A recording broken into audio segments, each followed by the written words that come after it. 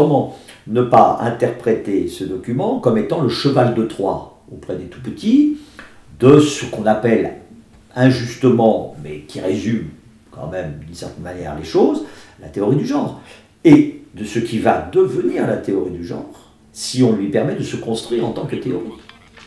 Aujourd'hui, c'est des hallucinations intellectuelles.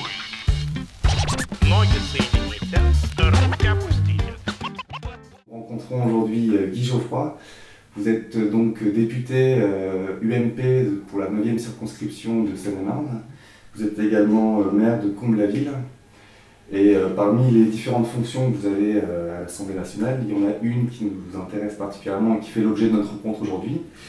C'est que vous êtes membre de la délégation des droits des femmes et de l'égalité entre les hommes et les femmes. Est-ce que vous pouvez un petit peu nous expliquer en quoi consiste cette délégation ? Alors, avant de répondre à votre question, je voudrais ajouter quand même aux éléments que vous avez rappelés que je suis par ailleurs, au nom de l'Assemblée nationale, un des 2 représentants de l'Assemblée au sein du Haut Comité, du Haut Conseil à l'égalité entre les femmes et les hommes, qui a succédé depuis quelques mois à l'Observatoire de la parité. Tout ça forme un tout. Mon engagement sur les problématiques d'égalité entre les femmes et les hommes se retrouve par ma présence au sein de la délégation droits des femmes, et on va y revenir, mais également dans le prolongement au sein du Haut Conseil et dans toutes les actions dont j'ai été le pionnier et le leader à l'Assemblée nationale, puisque j'ai été à la fois l'auteur et le co-auteur et le rapporteur des 2 lois de lutte contre les violences faites aux femmes de 2006 et de 2010. Donc voilà le cadre général qui me semblait utile de vous rappeler. Alors, la délégation des droits des femmes, comme son nom l'indique, est un des outils de l'Assemblée nationale transversal, c'est-à-dire qu'on est membre de la délégation des droits des femmes, en plus de sa présence au sein d'une commission permanente, ce qui permet que la commission, la délégation des droits des femmes, trouve en son sein à la fois des femmes et des hommes. Bon, il y a sans doute un peu plus de femmes que d'hommes au sein de la délégation, mais il y a quand même quelques hommes qui font partie. Des élus qui, par ailleurs, sont aussi bien membres de la commission des lois, c'est mon cas, membres de la commission des affaires sociales, c'est le cas de certains, membres de la commission d'éducation, c'est le cas d'autres, etc.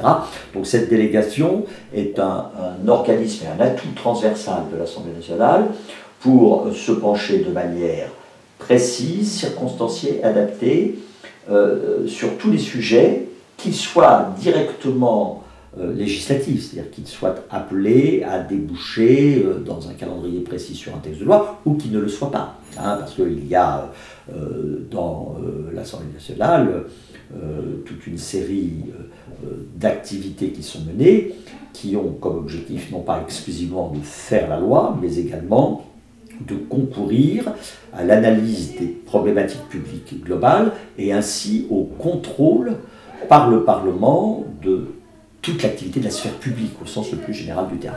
Et la délégation des droits des femmes, bien sûr, exerce ses activités par le biais d'un nombre très important d'auditions régulièrement menées, pour suivre de près toutes ces questions qui, de près ou de loin, concernent directement, indirectement, immédiatement ou moins immédiatement, la problématique de l'égalité entre les femmes et les hommes. Il y a les incontournables que sont les autorités publiques, ministères et autres instances qui doivent bien évidemment être auditionnées sur une problématique particulière. Et puis il y a ceux qui, dans le monde associatif, et je sais que dans les problématiques du droit des femmes, des droits des femmes, il y a un secteur associatif extrêmement diversifié et vigoureux. Et puis il y a également les personnes qui, sachant, et les institutions qui, sachant que nous travaillons sur tel sujet, se font connaître à nous en sollicitant la possibilité d'être auditionnés. Donc tout ceci est relativement habituel. L'essentiel pour nous, c'est de veiller à ce que personne dont l'intérêt de l'audition serait évident ne soit oublié. Il faut bien préciser que l'existence d'une telle délégation, comme l'existence du Haut Conseil et hier de l'Observatoire de la parité, c'est pas pour inverser les choses, c'est pas pour dire pendant des siècles ou des millénaires les hommes ont imposé le pouvoir masculin dans nos sociétés et il faut maintenant qu'on ouvre des millénaires où les femmes imposeraient le pouvoir sur les hommes au sein de nos sociétés. Pas ça du tout.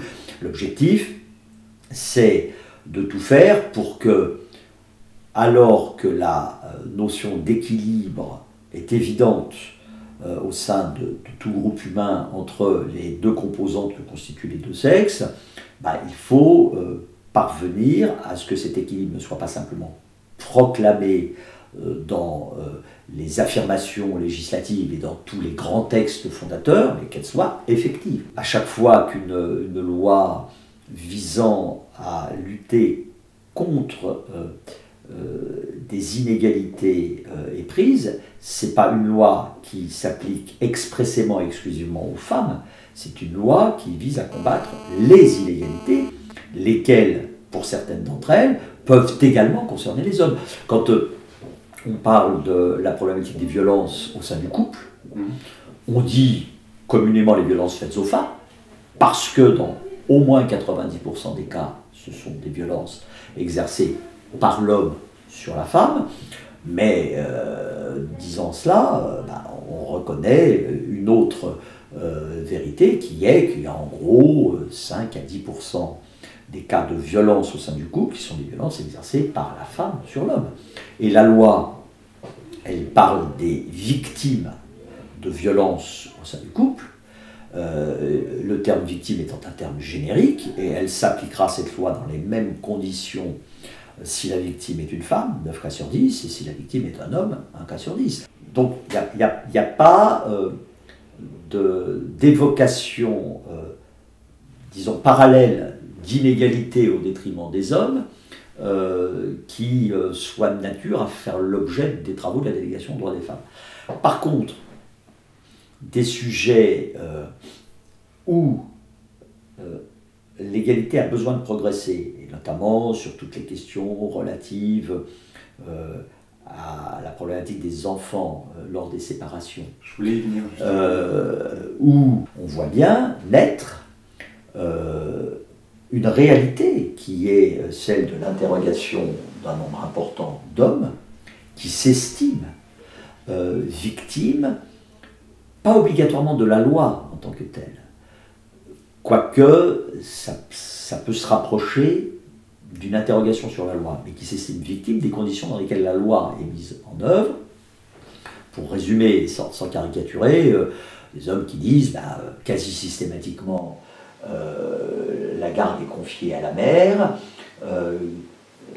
quelles que soient trop souvent les circonstances, et ceci crée un déséquilibre que la loi permet ou n'empêche pas de se produire entre les droits non pas de la femme et de l'homme, mais les droits de la mère et du père.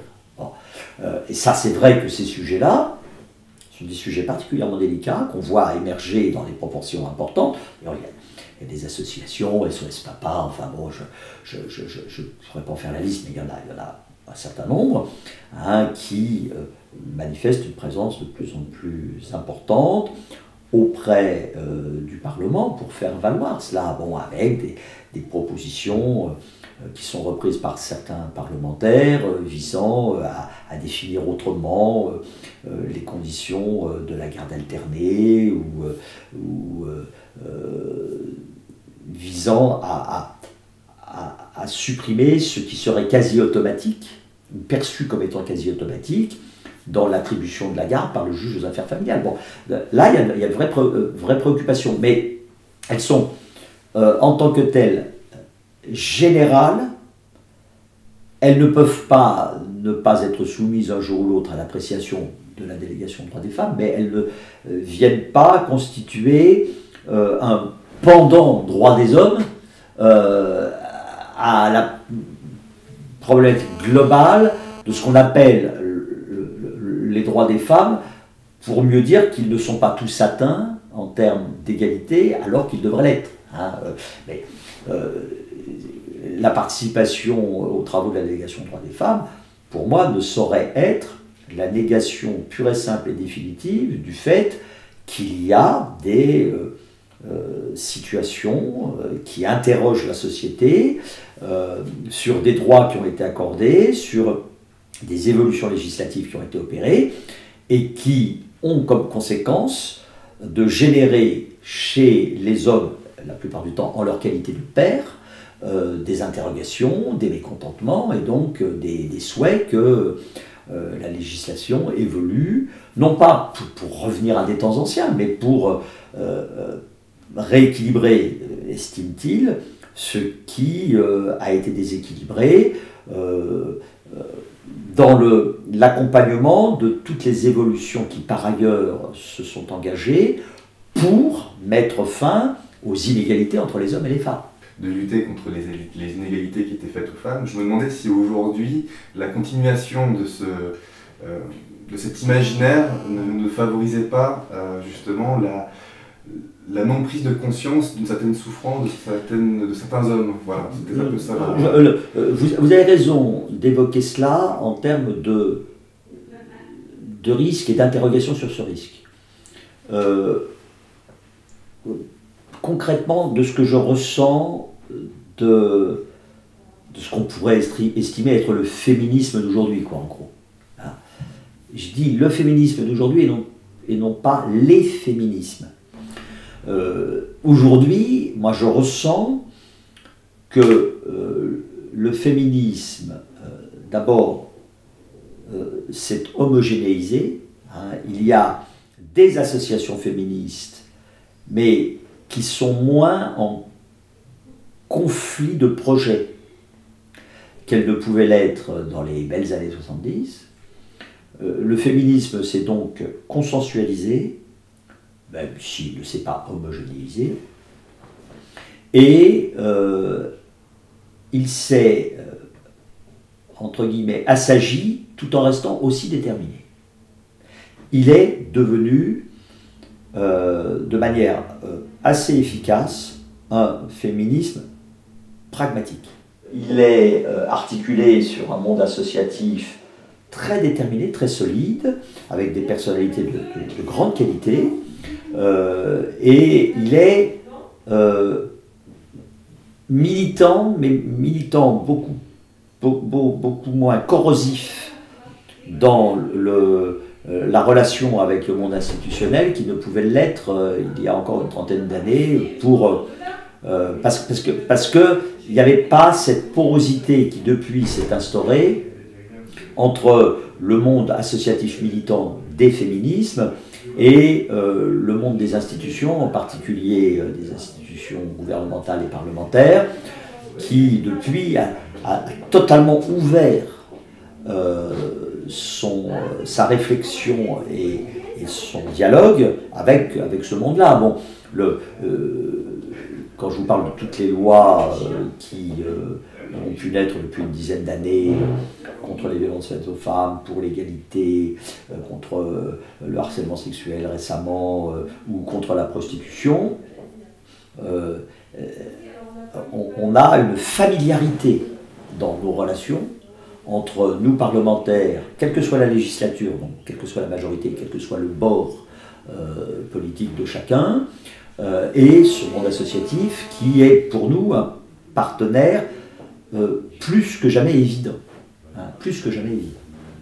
Certains voient un lien entre les mouvements féministes et ce qu'on appellerait le concept du genre ou les études sur le genre, notamment à travers l'ABCD de l'égalité, qui vise à lutter contre les stéréotypes, c'est-à-dire à éviter dès le très jeune âge à mettre en place des stéréotypes chez les jeunes pour éviter que les inégalités se perpétuent.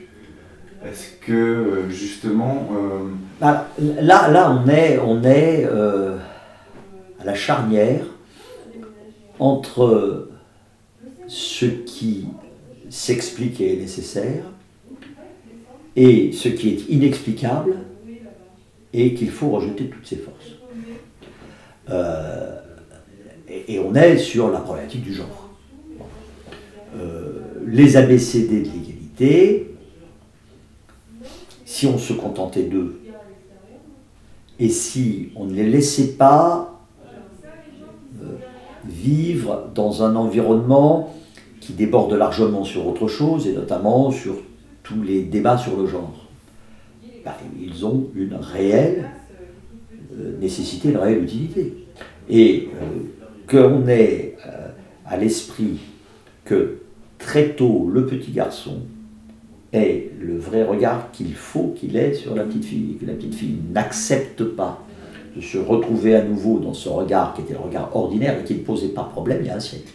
Hein, porté au sein d'une société dont c'était le canon, par le garçon et donc ensuite par l'homme sur la petite fille et donc ensuite sur la femme. Bon, ça c'est absolument indispensable. Je crois que les ABCD de l'égalité, dans leur concept, visent à cela.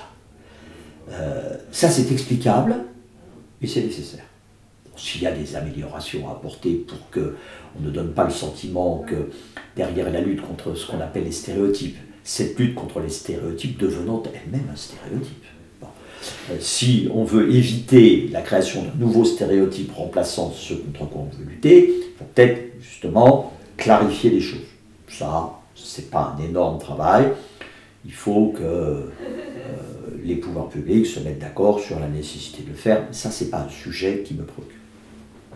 Par contre, c'est le contexte général. Comment va-t-on réussir à expliquer rationnellement que c'est dans la même réflexion que nous devons, de toutes nos forces, mettre en place les outils permettant aux enfants, dès leur plus jeune âge, de se concevoir dans leur rapport à l'autre, entre les sexes, comme étant égaux. Et l'idée selon laquelle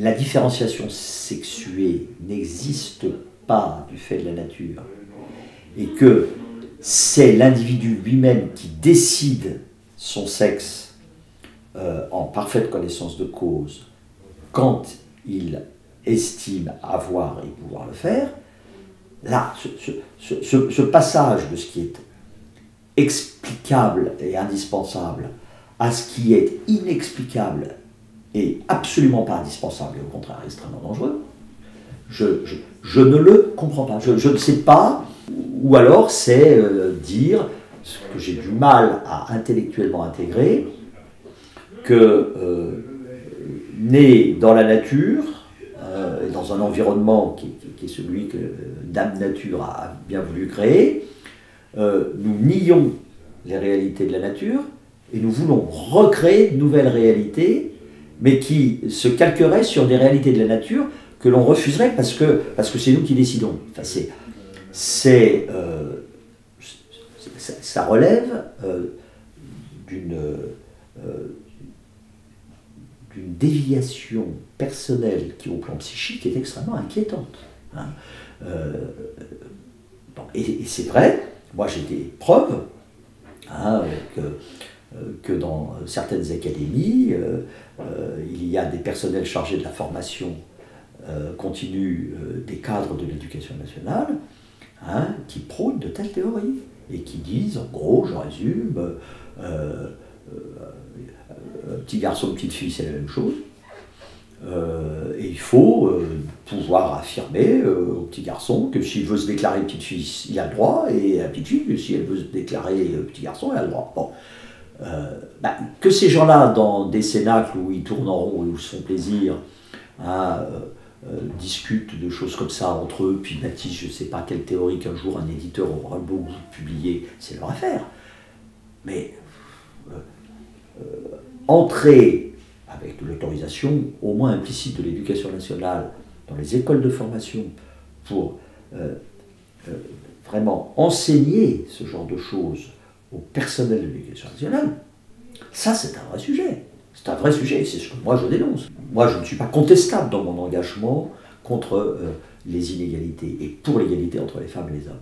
Mais c'est justement parce que je ne suis pas contestable et que je connais la cohérence de mon combat que je refuse que l'on inscrive la philosophie de ces combats pour l'égalité dans un processus qui conduit à cette absurdité intellectuelle et absurdité tout court hein, qui prévaut dans certaines discussions sur le genre qui aboutissent à une volonté avouée, revendiquée de pénétration dans le système éducatif. Alors justement, certains craignent que l'ABCD de l'égalité, par la lutte contre les discriminations, pour justement éviter de reproduire ce schéma, c'est dans un sens dire aux petits garçons, tu n'es pas condamné à jouer avec des voitures ou je sais pas quoi. On déconstruit ça pour lui permettre après de choisir le genre. En fait, on voit sur Internet, on entend des gens qui craignent ça de l'ABCD de l'égalité. Est-ce que c'est une peur justifiée ou non? Alors, je pense que vous avez très précisément indiqué le point de bascule. Bon. Votre analyse est extrêmement précise, fine et pertinente. Et c'est justement pour cela que je parlais du point de rupture. Si les ABCD de l'égalité sont susceptibles, parce qu'ils seraient noyés dans ce magma du genre, de permettre que soit inoculé dans l'esprit des enfants ce genre d'hypothèse. Là, il y a un danger absolu. Et c'est d'ailleurs bien pour ça qu'il faut qu'il y ait une affirmation claire. Et aujourd'hui, il n'y a pas d'affirmation. Et s'il y a amorce d'affirmation, ça n'est pas clair. De la part de l'État, de la part du gouvernement, comme quoi tout ce qui est, parce que ça existe, dénoncé, et que j'ai pour ma part dénoncé en matière d'intrusion du genre dans le système éducatif, doit être combattu de toutes nos forces pour justement bien remettre à sa place qui est éminente, qui est importante et qui ne doit pas être déviée de son objet, ce travail qu'effectue pour sa part l'ABCD de l'égalité. Bon. Sinon, effectivement, comment ne pas interpréter ce document comme étant le cheval de Troie auprès des tout-petits de ce qu'on appelle injustement, mais qui résume quand même d'une certaine manière les choses, la théorie du genre. Et de ce qui va devenir la théorie du genre, si on lui permet de se construire en tant que théorie. Aujourd'hui, c'est des hallucinations intellectuelles que je combats au nom de l'égalité entre les hommes et les femmes, et que je combats au nom de la logique cartésienne qui me semble fonder dans nos sociétés l'approche que nous devons avoir de l'organisation sociale. Bon, c'est vrai qu'il y a un vrai danger là. Et vous avez très très précisément pointé l'endroit où il faut agir pour bien lutter contre la dépréciation aux yeux de certains de ce que souhaitent atteindre comme cible les ABCD de l'égalité. Justement, est-ce que vous avez été témoin de lobbying qui irait dans ce sens-là, qui revendiquerait ces idées-là? Ah bah, témoin direct non, mais témoin indirect oui. Bon, vous savez certainement que j'ai exercé toute ma vie professionnelle dans l'éducation nationale, j'étais proviseur pendant 20 ans, et j'ai un certain nombre de contacts, bien sûr, que j'ai maintenus avec des professionnels de l'éducation qui ont travaillé dans les établissements que je dirigeais, en particulier quelques professionnels qui aujourd'hui exercent dans l'académie de Nice. Et ils m'ont présenté les documents qui attestent, avec des témoignages, que dans l'académie de Nice, il y a une formatrice estampillée, école supérieure du professorat et de l'éducation, qui, dans les stages de formation continue des personnels de direction, d'éducation et d'enseignement, professe ce genre de choses. Du style, petit garçon, petite fille, c'est pareil. Bon. Et qui n'accepte pas, en plus, que des interrogations émergent parmi les auditeurs. Écoutez, là, quand même, vous allez un petit peu loin, expliquez-vous, et puis qu'est-ce que ça a à faire là? Là, personne qui se met carrément en rogne hein, quand on l'a contredit. Bon. Donc, je ne l'ai pas vécu de manière personnelle, mais ça m'est rapporté par des personnes dont une a été ma collaboratrice dans un lycée que j'ai dirigé, et dont je n'ai aucune raison de penser qu'elle a inventé cette toute pièce. Et d'ailleurs, j'en veux pour preuve que lorsque j'ai fait référence à l'Académie de Nice et à cette situation dans ma question à Vincent Peillon il y a quelques mois à l'Assemblée nationale, dès le lendemain, j'avais des échos que la personne qui s'était sentie concernée par ce que j'avais dit, en gros, auprès de ses auditeurs, cherchait qui avait rapporté ces propos. Hein, preuve que elle avait bien compris, cette personne, que ce qu'elle était en train de faire avait été dévoilé et qu'elle ne l'appréciait pas du tout. Donc, oui, il y a ce que je décris là dans l'Académie de Nice, je sais que ça existe dans plein d'académies. D'ailleurs, il y a une association dont le nom, une structure de formation dont le nom est inconnu, ne vient pas à l'esprit là, mais dont je pourrais rapidement retrouver la trace, qui s'est créée, et ce n'est pas le fait du hasard, à l'automne 2012, avec comme projet de concourir à tous les appels à projets de l'éducation nationale dans tous les plans académiques de formation. Et l'objet de cette structure de formation qui s'est créée, c'est justement de diffuser des éléments à propos du genre. Hein. Donc, ça y est, il y a des groupes constitués qui ont effectivement comme projet d'inoculer au sein de la société, et là où l'entrée royale est au sein de l'éducation nationale, hein, des concepts qui sont pour moi totalement inacceptables, et dont en plus je ne vois pas très bien à quel nouveau point d'équilibre il nous permettrait de parvenir si jamais on les acceptait. Moi je suis capable d'accepter un échange pour qu'éventuellement on me convainque que l'heure des nouveaux horizons est arrivée. Mais c'est même pas ça, c'est insidieux, on est dans du fumeux dangereux, quoi. Et ça, le fumeux dangereux, moi, quand il s'agit de l'organisation de notre société, de l'avenir de nos enfants, et justement, j'y reviens puisque c'est votre point d'entrée, du combat pour que l'équilibre entre l'apport individuel et collectif du sexe féminin et du sexe masculin au sein d'un équilibre sociétal soit vraiment le meilleur possible. Ce combat-là me conduit à lutter avec les mêmes forces contre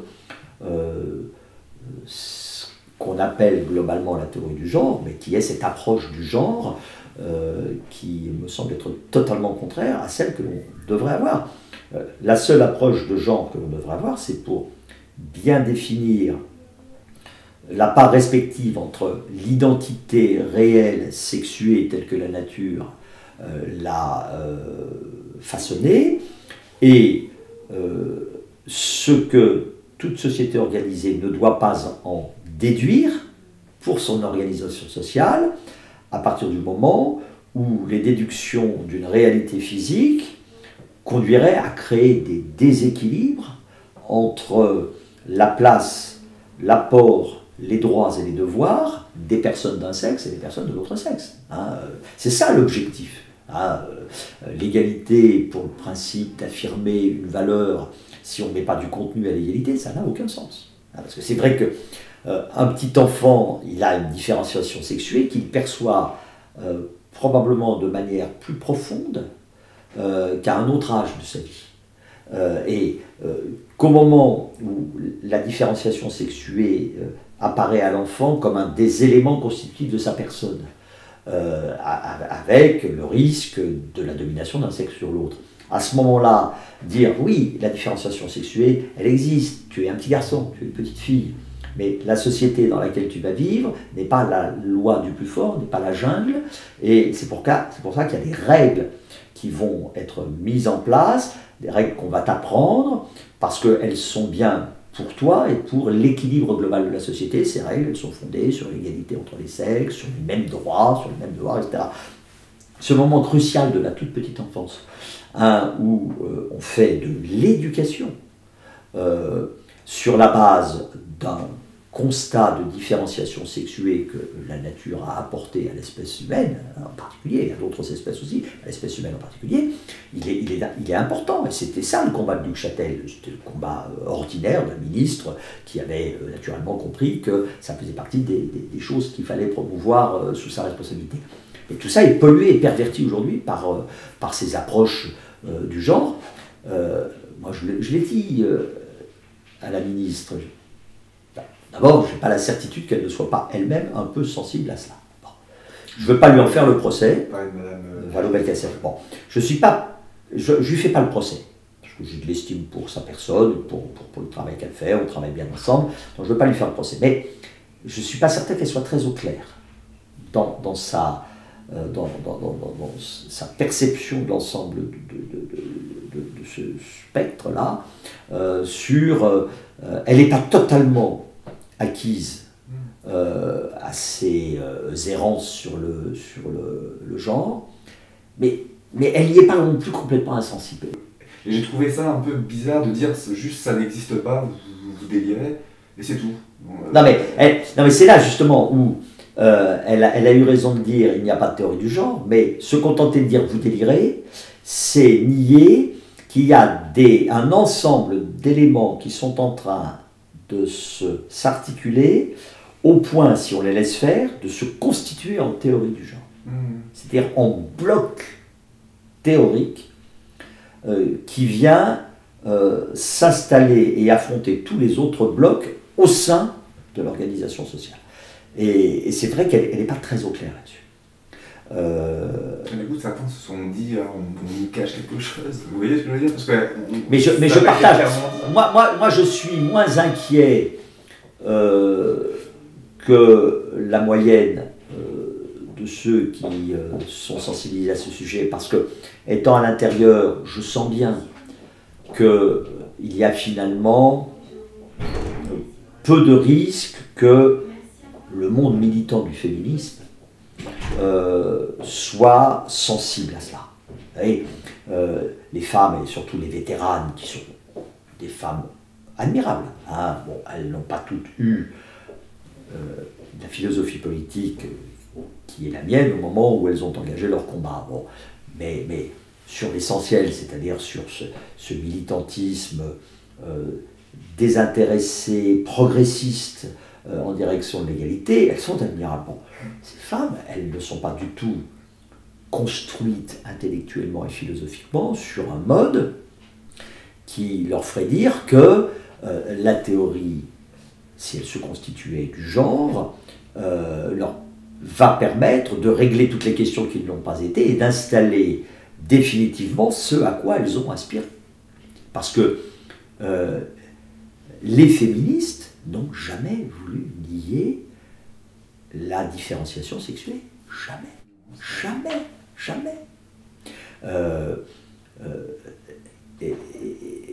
Les féministes n'étaient pas